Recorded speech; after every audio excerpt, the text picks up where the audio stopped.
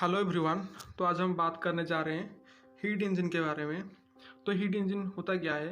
Heat engine is a device which converts heat energy into mechanical energy. मतलब heat engine एक ऐसा engine होता है जो कि हीट एनर्जी को मैकेनिकल एनर्जी में कन्वर्ट करता है। इसका एग्जाम्पल देख लो, ये होता है petrol engine, diesel engine, steam engine. इसमें क्या होता है, जो पेट्रोल हमारा बर्न होता है, बर्न होकर उससे हम कुछ हीट मिलता है। वो हीट क्या करता है, बाद में मैकेनिकल एनर्जी में कन्वर्ट हो जाता है। वो होता है हमारा हीट इंजन होता है हमारा। उसका जो काम होता है, उसका काम क्या क्या होता है, वो हीट को मैकेनिकल एनर्जी में कन्वर्ट करता है। वो हमारा हीट इंजन हो गया। तो हीट इंजन का 3 बेसिक पार्ट होता है। पहला पार्ट जो होता है सोर्स, दूसरा जो होता है सिंक। जो सोर्स क्या होता है, हमेशा हाई टेम्परेचर होता है। सोर्स का जो टेम्परेचर होता है वो हमेशा हाई टेम्परेचर होता है। और सिंक का जो टेम्परेचर क्या होता है, बहुत ही मिनिमम। इसका टेम्परेचर सबसे लो टेम्परेचर होता है। इसको हम क्या कहते हैं, हॉट बॉडी। इसको क्या कहते हैं, हम कोल्ड बॉडी कहते हैं। ये बॉडी सोर्स के इतना हाई टेम्परेचर में रहता है कि उससे अगर हमने Q1 अमाउंट की अगर हीट भी ले लेते हैं तो उसका टेम्परेचर में कोई फर्क नहीं पड़ेगा। और उसी तरह ही उस सिंक का टेम्परेचर इतना लो होता है कि उसको अगर हम जितना भी अगर हीट दे देते हैं तो उसका टेम्परेचर हमेशा हमेशा ही लो ही रहेगा। तो उसके बाद आ गया, क्या आ गया, वर्किंग सब्सटेंस। वर्किंग सब्सटेंस क्या होता है?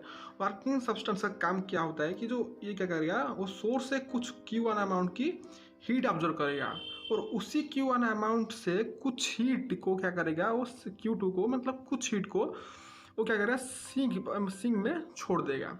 इसीलिए हमेशा Q1 का टेम्परेचर, जो Q1 का हीट जो Q1 होता है हमेशा हमेशा ज़्यादा होता है, और Q2 जो होता है वो कम ही होता है।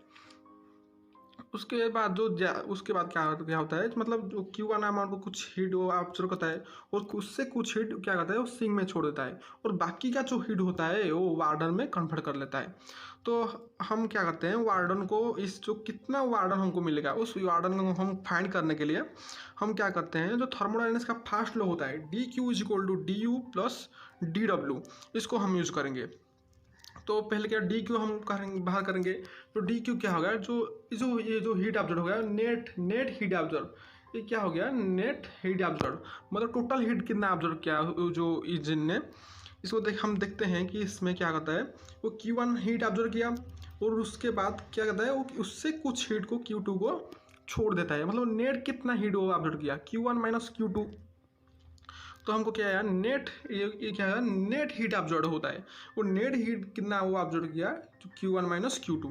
और जो चेंज इन इंटरनल एनर्जी होता है वो कितना हो गया, उसका जीरो होगा। क्यों? क्योंकि जो उसका जो इनिशियल इंटरनल एनर्जी जितना होता है उतना ही फाइनल इंटरनल एनर्जी होता है। तो इसलिए उसका जो DU होता है, जो चेंज इन इंटरनल एनर्जी होता है, उसका वो क्या होता है, जीरो होता है।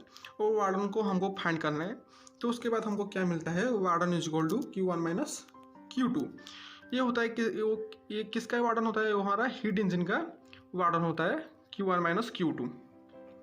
उसके बाद हम क्या करते हैं, हीट इंजन का एफिशिएंसी निकालेंगे, बाहर करेंगे। तो एफिशिएंसी क्या होता है, warden divided by heat observe. मतलब वो कितना हीट ऑब्जर्व करके, जो वर्किंग सब्सटेंस होता है वो कितना हीट ऑब्जर्व करके हमको कितना वार्डन देता है। जो जितना वो हमको वार्डन देगा उसका एफिशिएंसी हमेशा ज़्यादा होगा।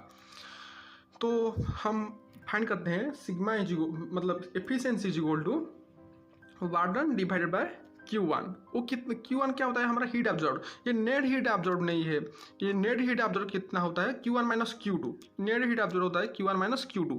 बट कितना वो हीट ऑब्जर्व करता है, मतलब सिंपल सा, कितना वो वर्किंग सबसे कितना पहले कितना वो हीट ऑब्जर्व किया होता है, Q1 वो होता है।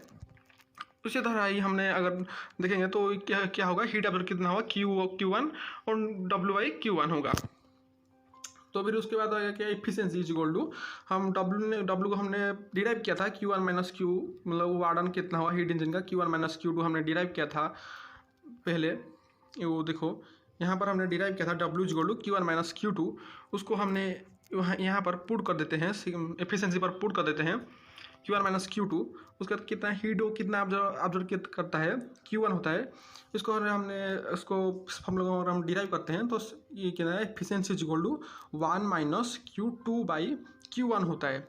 Q2 का मैंने पहले कहा था, जो Q2 का Q2 हमेशा Q1 से कम होगा, क्योंकि Q1 से वो कुछ हीट Q2 होता है, इसीलिए Q2 का हीट जो अमाउंट होगा वो कम होगा और Q1 का जो अमाउंट होगा वो ज़्यादा होगा।